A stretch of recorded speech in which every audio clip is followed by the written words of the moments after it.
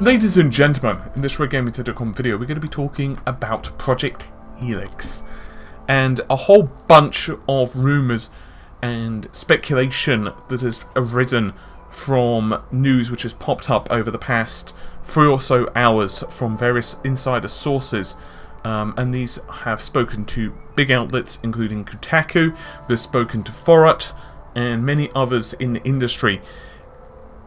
This information tells us that there is another Xbox coming in 2017 which is going to be massively more powerful than the current models and will be compatible with virtual reality headsets with the PC. It tells us that Xbox games are going to be released on the PC, and it tells us there's going to be a new model of Xbox released this year which is Slimline, and a whole bunch of other stuff, and we're going to talk about all of that in this video. Honestly, there was a lot of stuff to digest with these rumours, and frankly speaking, I could probably make independent videos of each of these points and talk quite in depth about them. For example, about the fact that there's going to be an Xbox interface for the PC, and various Xbox titles, ones we thought were exclusive for the machines, is coming out on Windows. But I want to tackle each of these points in this video, so let's just get on with stuff, shall we? I guess the big one is the new Xbox.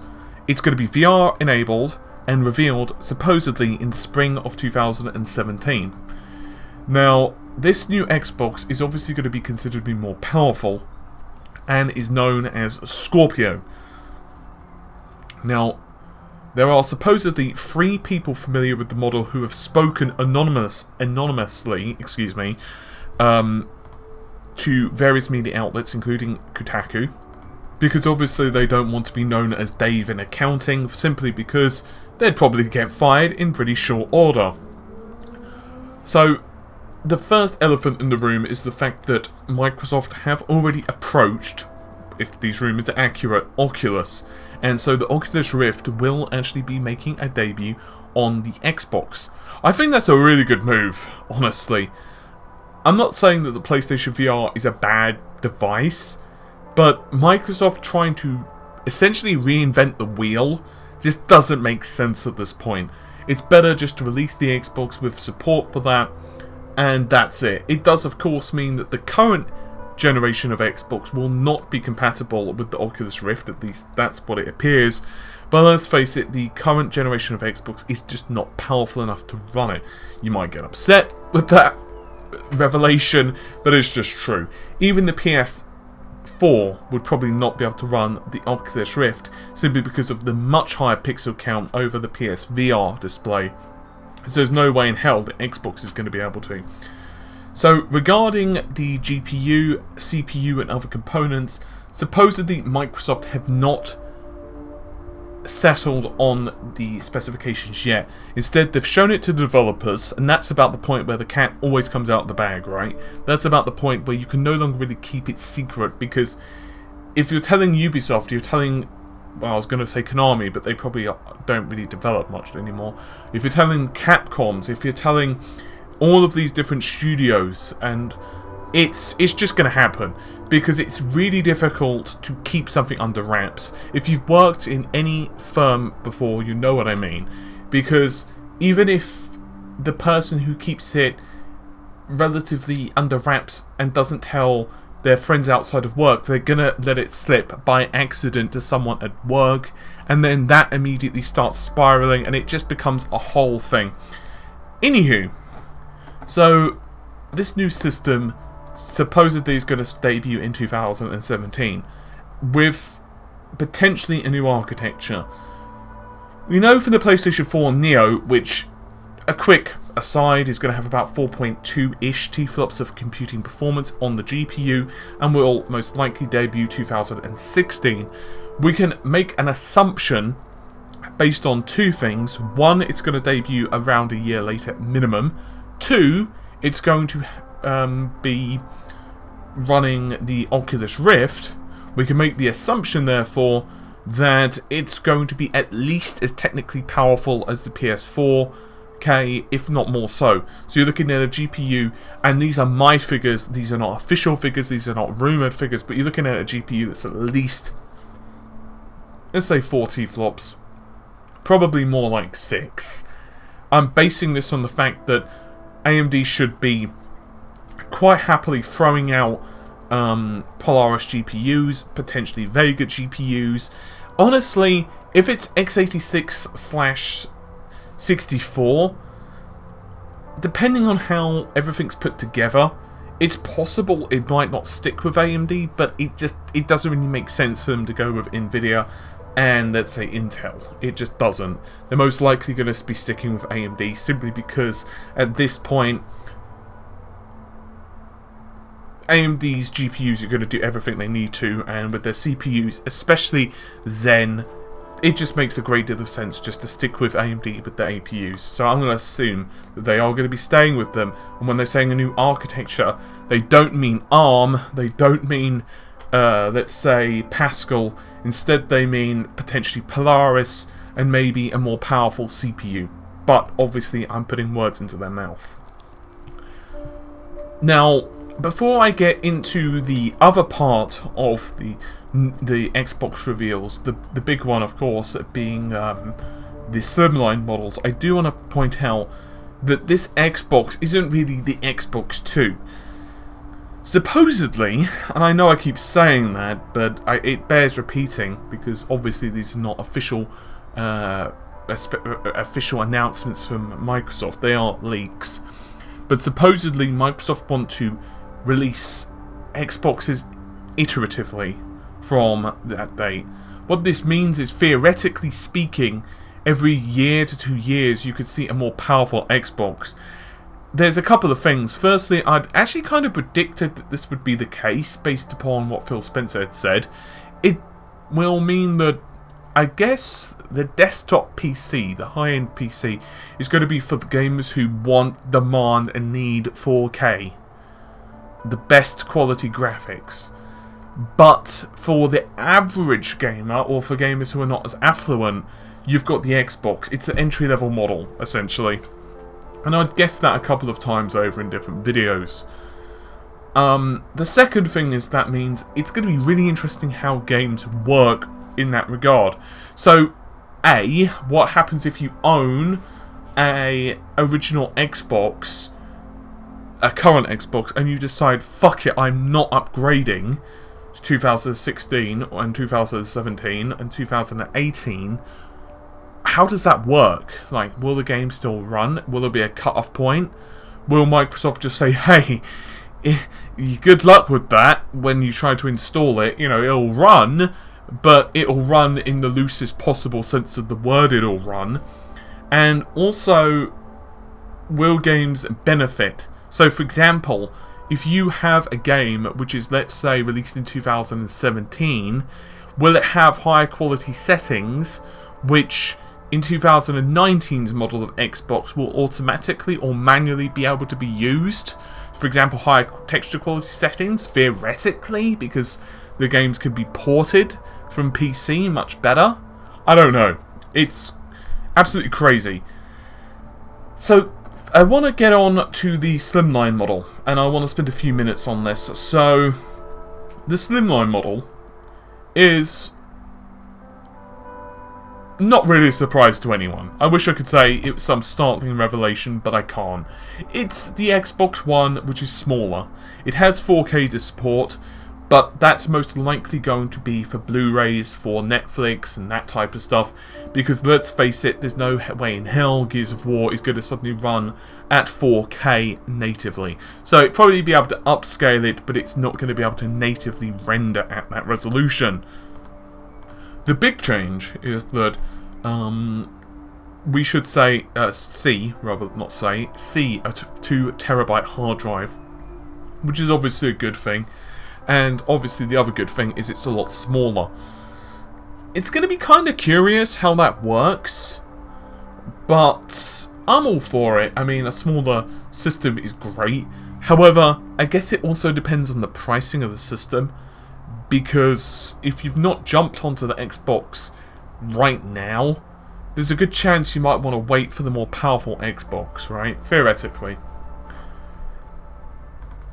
Now, I want to also point out that Windows 10 is going to be part of a new initiative with the Xbox. Supposedly, Microsoft are going to start releasing big exclusives for the Xbox and PC simultaneously.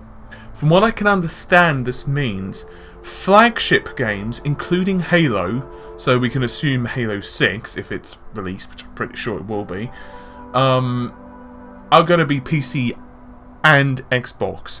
Whether that means certain games are going to be cross-play and some are not, because let's face it, Halo on keyboard and mouse versus a pad player, good fucking luck. I'm not saying some pad players could not beat some keyboard players, because obviously some keyboard players will suck, but the average keyboard player versus the average gamepad player, not so much going to do the well. It would be cool, however, if you wanted to play, let's say, I don't know, campaign together. That would be kind of cool. And the other thing, games like, let's say, Sea of Thieves will be on both systems. I'm all for that. I think that's absolutely fantastic, and I think it's the best decision Microsoft could make. I've often said Microsoft do not give a shit how you buy a game. Microsoft do not care if you are giving them money on the Xbox. They do not care if they're getting your money on the PC. They don't care if you just go to their office and deposit a check for services rendered of that you just like them as individuals. They just want your money, which is okay. They're a company. That's how they deal with things. With Sony, that's not how they deal with things. With Sony, they have the PlayStation. Microsoft don't. How this basically could be thought of is that they're almost becoming a hardware manufacturer, like, let's say, I guess you could say Steam, Valve, with the Steam OS, in that they're providing an entry-level model, I guess you could say pre-approved hardware, pre-approved basic hardware with the Xbox, if that's what you want to do, or you can go out and build yourself a super-duper high-end PC that's got, let's say, Crossfire GPUs, it's got the ultra-high-end i7 CPU, it's got 55 billion gigabytes of memory.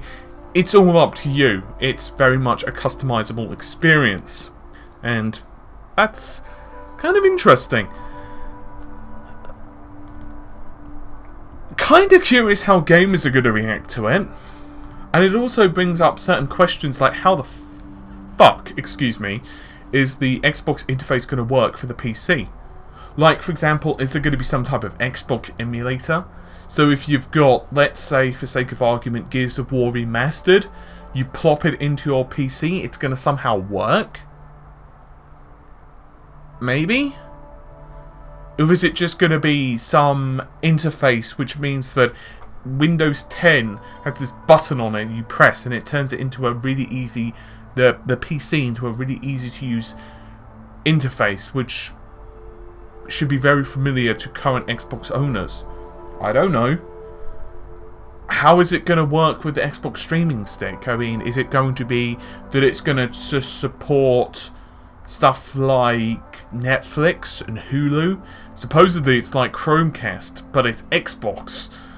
Does that mean it's going to be incapable of playing games? Or, more realistically, will it be able to stream, let's say, PC games? Will it be able to stream Xbox games to your TV, but also support, once again, the Netflixes and so on? But there's also Xbox TV, which is supposedly similar to Roku and Apple TV. How the hell is that going to work? What's the difference? Like, is there going to be any crossover?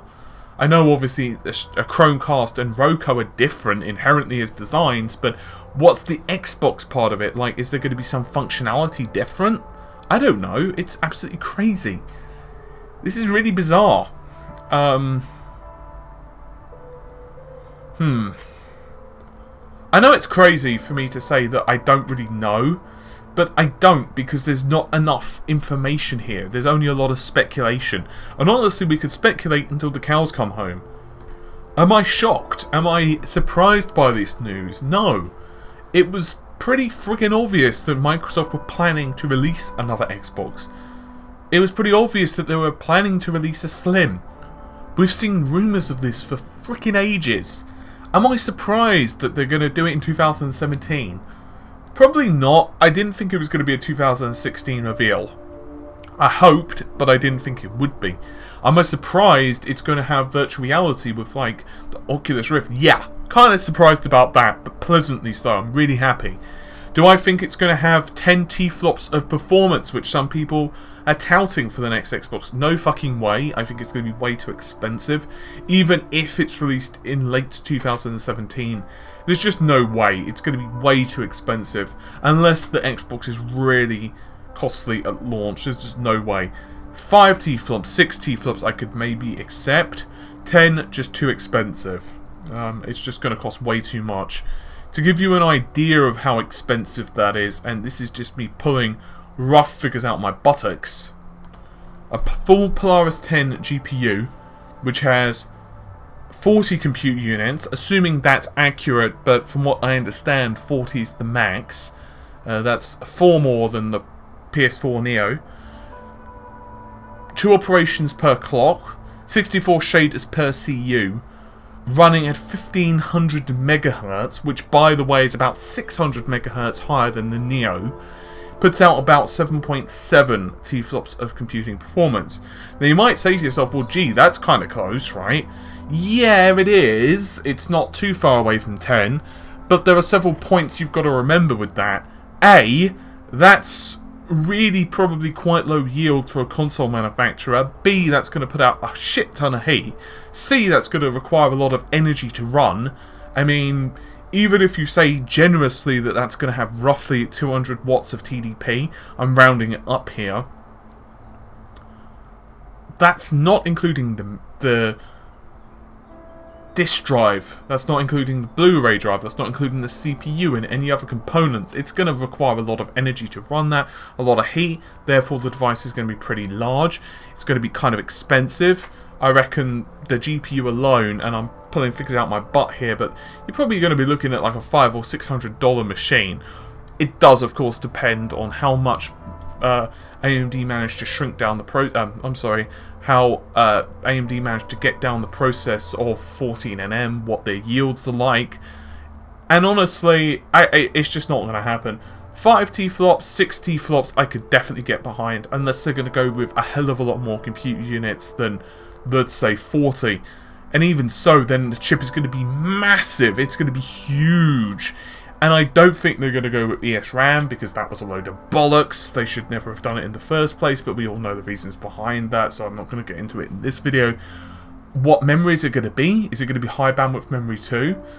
Probably not. I'm going to assume it's going to be GDDR5, maybe GDDR5X. The reasons behind that, HBM doesn't make sense. Unless you've got a really, really fast GPU, which this isn't fast enough for HBM2. So I'm going to wager it's going to be GDDR5, maybe 5X, and the GPU is going to be between, let's say, low 4s to maybe 6, maybe 7 on the outset. But obviously it does depend when the system's going to be released. I'm going to predict, well, I'm basing this off, it's going to be released, let's say, mid-2017, and also with a rough price point of the current Xbox, because they can't release the new Xbox the price point of like $800. If they could, then great, they could put in any GPU they wanted, but otherwise they're going to start making people say, well, forget this, I could just buy a PC and get a better performance. So yeah, let me know your thoughts on this one. Honestly, I think it's going to take more leaks to emerge and for the dust to settle. Let me know your thoughts. Anyway, hopefully you've enjoyed the video. I'll see you soon. Take care. Bye for now.